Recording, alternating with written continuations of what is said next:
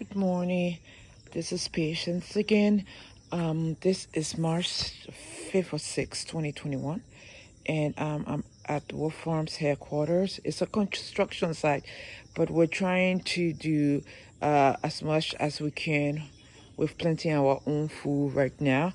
So at the end of this project, this area will be a place to host people coming through to do mission or to do half sale, and as well as use it as a demonstration site for urban permaculture.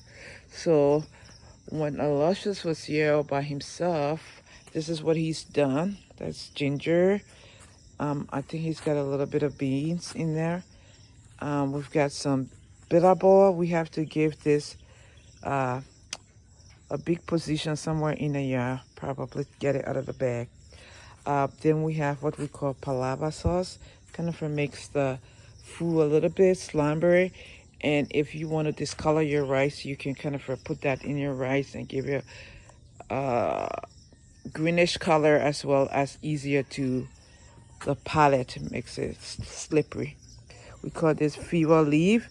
It's a spice.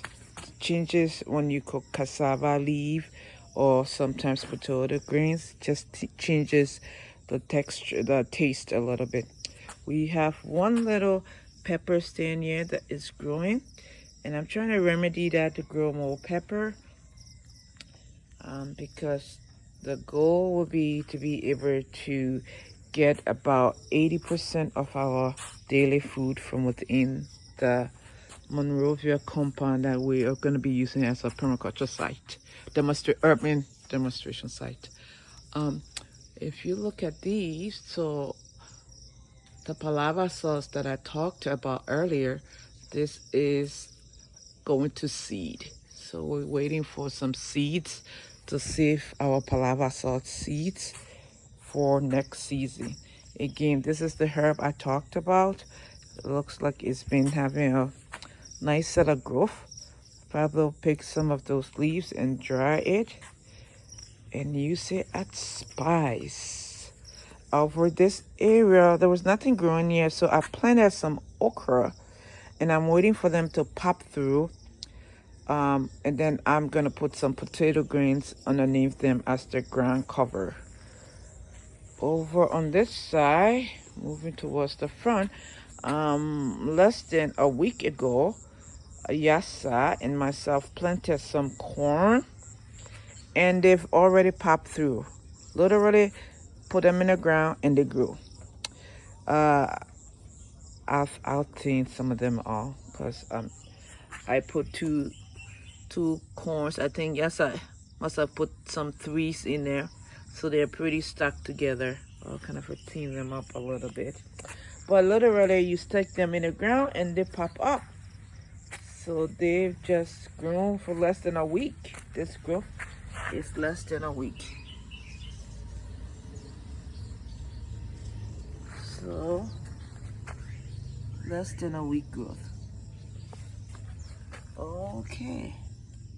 So maybe just a little bit of fanny. So this is the front part of the house that's in the back of the office. And it's usually a decorative spot, and so that area is going to be used for growing some food as well as flowers. Also, we planted some potato greens, and again, less than a week. This is our potato greens leaf. So potato green is going to be a ground cover here, and as soon as they get more established, we can plant other things too. So we'll get potato greens from this area, we'll get okra from this area, we'll get corn from this area, and I just stuck these pineapples in here. That's a long-term investment. It'll take a while to get a pineapple out of it. There's another pineapple. And then in this area, we also did the planting of okra. So I'm waiting for that. And we did some potato greens. It's not coming out as well as the ones that were in the previous slide tick, but It could be because it's under this nice big flower decoration, and it must be shading out the potato greens and hence affecting its growth. On this part of that flower, when I thin out the corn, I'm gonna plant my extras over here, as well as I'll plant some more potato greens and okra over here this morning.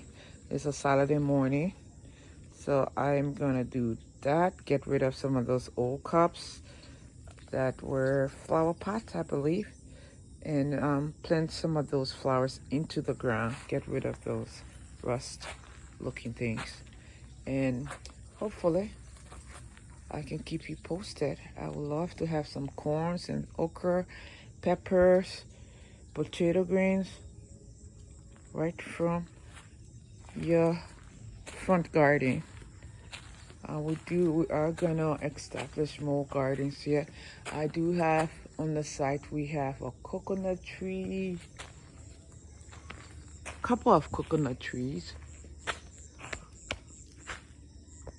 I've actually had some coconuts already, and I'm probably gonna try to get some again today. I was so tempted to buy coconut in Monrovia yesterday, in downtown Monrovia, but I couldn't bring myself to it because I was like, I've got 3 or 4 coconut trees.